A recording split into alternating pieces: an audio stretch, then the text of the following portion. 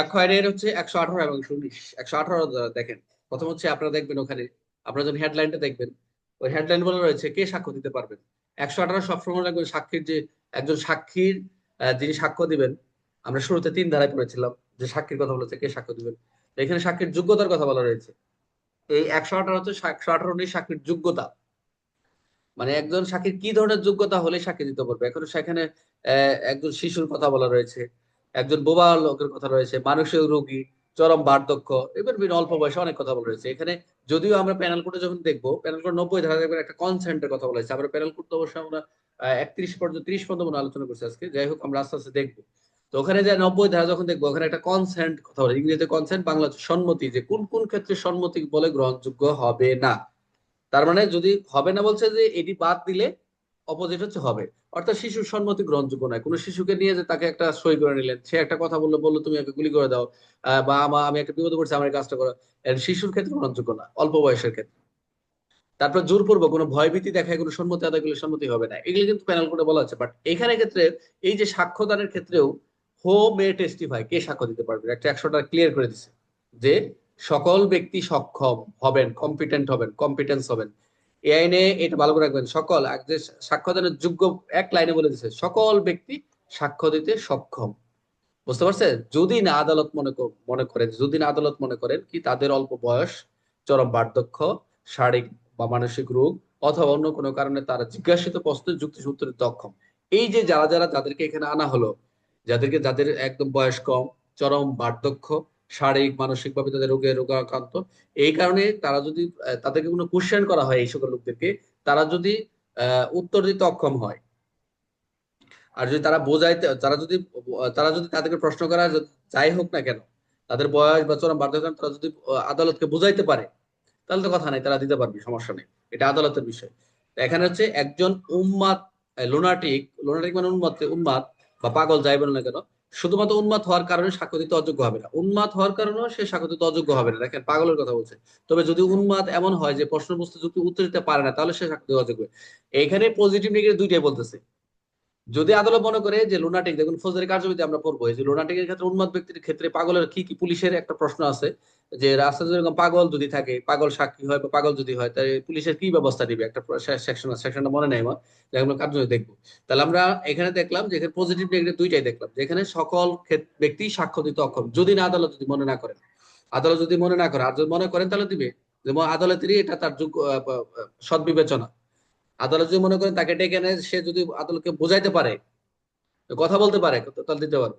তার মানে এক কথা 118 হচ্ছে সকল ব্যক্তি সাক্ষ্যদানের যোগ্য, আমরা এটা মনে করবো 118। উদাহরণটা কি? ধরা যাক 8 বছরের একটি শিশু ঘটনার প্রত্যক্ষদর্শী, 8 বছরের শিশু ঘটনার প্রত্যক্ষদর্শী। আদালত তাকে কয়েকটি সহজ প্রশ্ন করে দেখলে সে প্রশ্ন বুঝতে যুক্তিসঙ্গত উত্তর দিতে পারে। তাকে যে প্রশ্ন করছে আদালত, তাকে রিজনেবল প্রশ্ন করছে, সে উত্তর দিতে পারতেছে, তাহলে এই যে সে শিশু হলেও 118 ধারা অনুযায়ী সাক্ষ্য দিতে পারবে, এক কথায়। এই কথাগুলো নিবেন। আমি সবসময় বলি, আপনার যে কোনো প্রশ্ন আসলে সবসময় একটা একটু লেখে উদাহরণ দেওয়ার চেষ্টা করবেন, এটা একটা প্লাস পয়েন্ট আপনাদের। যারা যারা প্রশ্ন লেখে একটা উদাহরণ দিতে পারবেন, আপনি মনে করবেন সবার জায়গায় থাকবেন, একটা কথা বললাম, এটা অনেকে দিবে না, শুধু উত্তর নিয়ে ঘুরবে, উপাদান নিয়ে ঘুরবে, অনুষঙ্গ নিয়ে ঘুরবে। একটা প্রশ্ন লেখে, ধারা লেখে উদাহরণ তৈরি করবেন, দেখবেন মোটামুটি ভালো করতেছেন এবং ভালো মার্কস পাবেন, ফুলফিল মার্ক পাবেন, এক কথায়। তাহলে শিশু হলেও 118 অনুযায়ী সাক্ষ্য দিতে পারে। অন্যদিকে যদি কোনো মানসিক রোগে আক্রান্ত হয়ে প্রশ্ন বুঝতেই না পারে, তাহলে আদালত তাকে অযোগ্য ঘোষণা করতে পারে। যদি একেবারেই যে আদালত মানে অযোগ্য, মানে তাকে প্রশ্ন বুঝতে পারতেছে না, তাহলে আদালত তাকে আনফিট, ইনকনফিডেন্স হিসেবে ঘোষণা করবে, সমস্যা নেই। আচ্ছা, 118 কি? 118 অনুযায়ী কে সাক্ষ্য দিবে? সকল ব্যক্তি সকল প্রশ্ন বস্তু উত্তর দিতে সক্ষম হয়। বুঝতে পারছেন? এই কথাটা নিবেন, সকল ব্যক্তি যদি প্রশ্ন বস্তু উত্তর দিতে সক্ষম হয়, তাহলে সে, এটাই হলো হেডলাইনের কথা বলুন। তাহলে নিম্নের কোন কারণে সাক্ষ্য দিতে অযোগ্য হতে পারে? ওই যে অল্প বয়স, চরম বার্ধক্য, মানসিক রোগ, এগুলো যদি যদি হয়, তাহলে অযোগ্য। আদালত যেমন প্রশ্ন করছে, সে উত্তর দিতে পারতেছে না।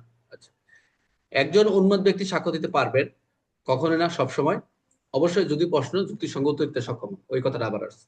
আচ্ছা, 118 অনুযায়ী সাক্ষ্য দেওয়ার মূল শর্ত কি? মূল শর্ত হচ্ছে যে অবশ্যই প্রশ্ন বোঝা, প্রশ্ন বোঝা উত্তর এবং দেওয়া। যুক্তিসঙ্গত উত্তর দেওয়ার ক্ষমতা, এটা হলো মূল শর্ত এই সাক্ষ্যে। শিশু সাক্ষ্য দিতে পারবে যদি অবশ্যই আদালত সন্তুষ্ট হয়, সে প্রশ্ন বুঝতে পারে। আদালত যদি স্যাটিসফ্যাকশন হয়, আনএবল টু আন্ডারস্ট্যান্ড দিস, তাহলে সে দিতে দিতে পারবে, সমস্যা নাই। চরম বার্ধক্য সাক্ষ্য অযোগ্যতার কারণে হবে যখন সে কি হবে, অবশ্যই যদি সে প্রশ্ন বুঝতে না পারে। অযোগ্য হবে তখনই যদি সে প্রশ্ন যখন কোশ্চেন করবে সে যখন এটা বুঝতে পারবে না। 118 কোন আইনের অন্তর্ভুক্ত? এটা কোন আইনের প্রশ্ন? 118। 118 হচ্ছে সাক্ষ্য আইনের প্রশ্ন নাকি? আচ্ছা, সাক্ষ্য দিতে অযোগ্য ঘোষণার ক্ষমতা কার? অবশ্যই কি আদালত। অযোগ্য ঘোষণা কি আদালত করবে। আচ্ছা, একজন মানসিক রোগী সাক্ষ্য দিতে পারবেন যদি সে প্রশ্ন বুঝতে যুক্তি সহ উত্তর দিতে সক্ষম। ঘুরে ফিরে এটাই আসছে। তাহলে 118 আমরা মূলনীতি কি দেখলাম? মূলনীতি হচ্ছে সকল ব্যক্তি সাক্ষ্য দিতে সক্ষম যদি সকল তার ব্যক্তি বোঝার সাক্ষ্য উত্তর দিতে দেওয়া সক্ষম। সক্ষম থাকে। এটা হচ্ছে মূল মূল কথা। আচ্ছা, তাহলে 118 ক্লিয়ার। 118 ক্লিয়ার হয়েছে সবাই? একশো জি আঠারো স্যার। সকল ব্যক্তি সাক্ষ্য দিতে যোগ্য। 119 মনোযোগ দেন। 100 হচ্ছে ডাম উইটনেস। আমরা বললেন ডিভ অ্যান্ড ডাম, কানে শুনে না, যে বোবা সাক্ষ্য। এখন 119 বোবা সাক্ষ্যরাও কি, এরাও কিন্তু সাক্ষ্য দিতে পারবে। এখন কিভাবে দিবে?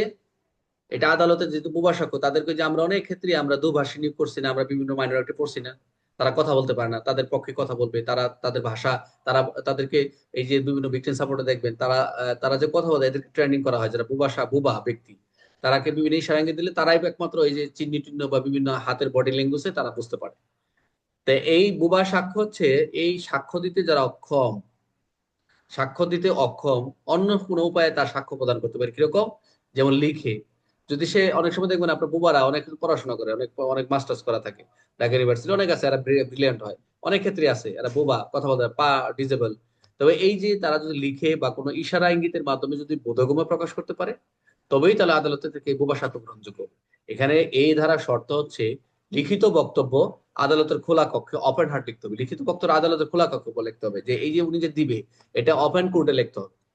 এবং ইশারা আদালতের সামনেই করতে হবে, ইশারা ইঙ্গিত গুলো আদালতের সামনেই করতে হবে। অনেক সময় ভিডিও ফুটেজ ধারণ করে, বুঝতে পারছেন? তো কিছু কিছু মামলার ক্ষেত্রে, চাঞ্চল্যের মামলার ক্ষেত্রে সাক্ষ্য যদি পাওয়া যায় এরকম ক্ষেত্রে, তাহলে গ্রহণযোগ্য করবে আদালত। তো এই এই যে সাক্ষ্য, এটাই হচ্ছে তাদের যে সাক্ষ্যটা কি সাক্ষ্য হিসেবে গণ্য হবে। Very very important. এরা যে বোবা সাক্ষ্য যে দিলেন, এটা হচ্ছে ওরাল এভিডেন্স হিসেবে গণ্য, মৌখিক সাক্ষ্য হিসেবে গণ্য হবে। বুঝতে পারছেন? তারা যে সাক্ষ্যটা দিচ্ছেন এটাই হচ্ছে মোরাল এভিডেন্স হিসেবে গণ্য করা হবে। তাহলে আমরা কি দেখলাম এখানে? মূল বিষয় কি? বোবা বা বাক প্রতিবন্ধী ব্যক্তি সাক্ষ্য দিতে পারবেন, সাক্ষ্য লিখে সাইন বা ইশারার মাধ্যমে দিতে পারবেন। সবকিছু আদালতের খোলা কক্ষ হতে হবে। এই সাক্ষ্যয়নের দৃষ্টিতে মৌখিক সাক্ষ্য হিসেবে গ্রহণ করবে। আপনি যখন একটা পড়াশোনা করবেন, আপনি লেখে আপনি নিজের মতো একটা লিখবেন বৈশিষ্ট্য, বা উপরে আলোচনা থেকে প্রতীয়মান হয় নিজের মতো করে লিখবেন, কিছু বৈশিষ্ট্য লিখবেন, অনুষঙ্গ লিখবেন নিজের মতো করে।